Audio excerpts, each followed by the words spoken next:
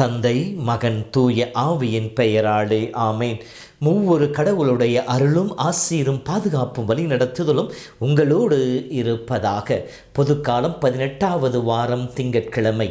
இயேசுவில் என் அன்பு சொந்தங்களே, இறை துணையோடு துவங்கியிருக்கின்றது புதிய நாள் உங்களுக்கு எல்லா வரங்களையும் வளங்களையும் பெற்றுக் கொடுக்கக்கூடிய நாளாயிருக்க உங்களை வாழ்த்துகிறேன், உங்களுக்காக ஜெபிக்கின்றேன். கலாத்தியர் 1:10 நான் இன்னும் மனிதருக்கு உகந்தவனாக இருக்க பார்த்தால் கிறிஸ்துவுக்கு பணியாளனாய் இருக்க முடியாது என்று சொல்லுகின்றார். இதோ மனித வாழ்க்கையிலே நாம் பிறரை திருப்திப்படுத்துவதிலேயே அதிக நேரங்களையும் அதிக திறமையும் செலவழிப்பதாக உளவியலார் சொல்லுகின்றார்கள்.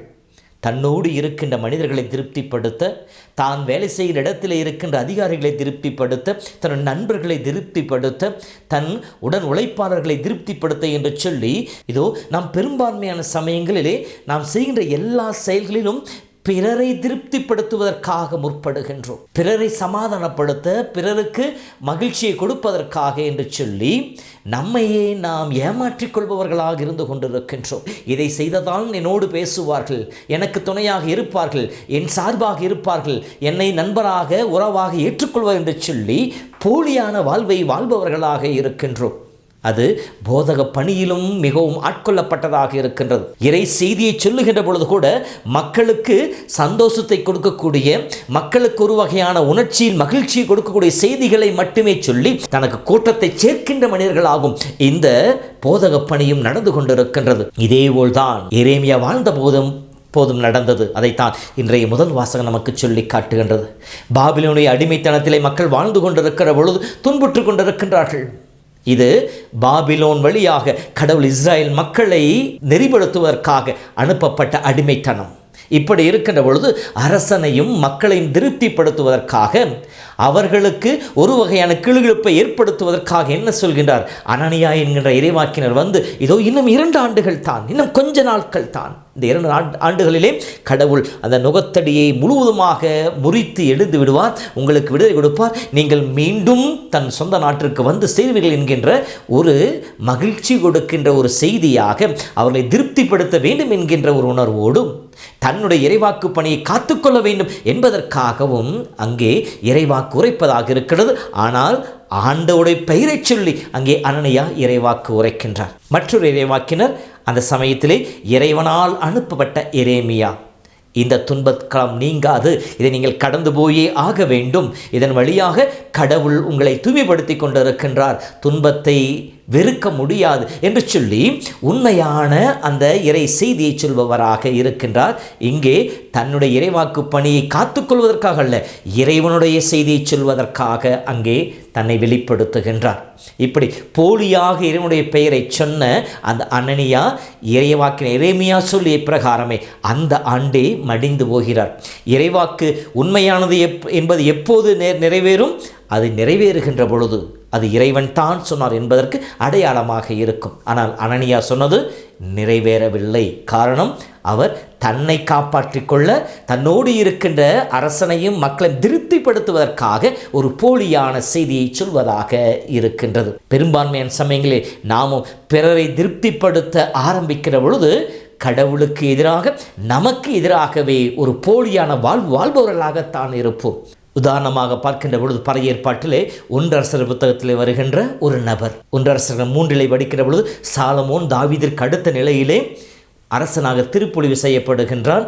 அப்படி அவன் அரசனாக உயர்த்தப்பட அவன் செய்த முதல் காரியம் ஆண்டவரை நோக்கி மன்றாடி ஞானத்தை பெற்றுக்கொள்ள. உன்னை போல் ஒருவன் இருந்ததும் இல்லை, இருக்க போவதும் இல்லை, என்னுடைய ஞானத்தை உனக்கு கொடுப்பு என்று சொல்லி கடவுள் அவருக்கு ஆசிரியர் கொடுத்தார். 2 முறை காட்சி கொடுத்து அவரை திடப்படுத்தினார், உறுதிப்படுத்தினார். அதே சாலமோன் 1 அரசர் 11 படிக்கிற பொழுது தன்னுடைய வைப்பாட்டிகளுக்கும் மனைவிமார்களுக்கும் மாற்று தெய்வங்களுக்கு தொழுகை மேடுகளை கட்டி கொடுத்தான். இதனால் கடவுள் அவன் மீது சினம் கொண்டார், அவனுக்கு எதிராக நின்றார்.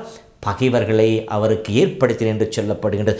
நாம் மனிதர்களை திருப்திப்படுத்த முற்படுகின்ற பொழுது நம்மையும் நாம் இழந்து விடுகின்றோம், கடவுளுடைய ஆசிரியம் இழந்து விடுகின்றோம் என்பதற்கு இது மிகச்சிறந்த உதாரணமாக இருக்கின்றது. இதோ பெரும்பான்மையான சமயம் அன்பு சகோதரனை நாமும் அனனியாவைப் போல அல்லது சாலமோனைப் போல நாம் பிறரை திருப்திப்படுத்துவதற்காக போலியான வாழ்வை வாழ்ந்து கொண்டிருக்கின்றோம்.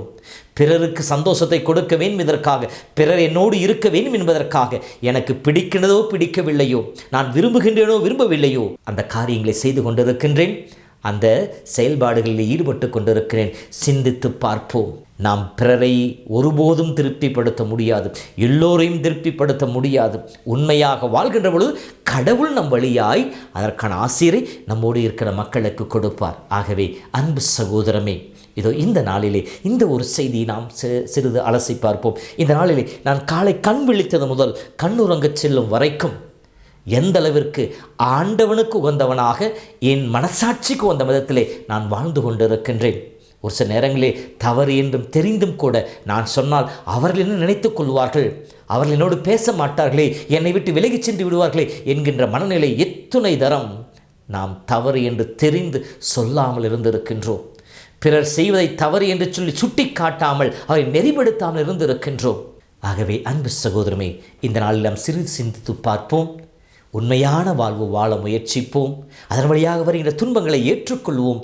துன்பத்தின் வழியாக நம்மையே தூய்மையாக்கி இறைவனுக்கு உகந்த பாத்திரமாய் இறைவனோடு இணைந்து மீண்டும் அருள் பெற்றுகின்ற வாழ்வை நோக்கி நடப்பவர்களாக இருக்க அருள் வேண்டுவோம். கடவுள் நம் ஒவ்வொருவரையும் ஆசீர்வதிப்பாராக. இரக்கம் கிருபை நிறைந்த அற்புதமான ஆண்டவரே, இந்த நாளுக்காக உமக்கு நன்றி செலுத்துகிறேன். இந்த நாளிலும் கூட நீர் கொடுத்திருக்கிற உம்முடைய ஞானத்தை கொண்டு நாங்கள் நல்லதை தேர்ந்து தெளியவும், இந்த உலகத்தோடு மற்ற உறவுகளோடு சமரசம் என்கின்ற பெயரிலே போலியான வாழ்வு வாழாமல் இருக்கும் எங்களுக்கு அருள் தருவீராக. நீர் கொடுத்திருக்கின்ற உம்முடைய ஞானத்தின்படி நாங்கள் உமக்கு ஏற்ற விதத்திலே எங்கள் வாழ்வை அமைத்துக்கொள்ள எங்களுக்கு கற்றுக் கொடுப்பீராக. அதன் வழியாக வருகின்ற துன்பங்களை எதிர்த்து போராடி வெற்றி பெறவும் உம்மோடு இணைந்து உம்முடைய சமாதானத்தில் நிலைத்திருக்கும் அருள் தருவீராக. ஆண்டவர் உங்களோடு இருப்பாராக. எல்லாம் வல்ல இறைவன், தந்தை, மகன், தூய ஆவியின் பெயராலே ஆமேன்.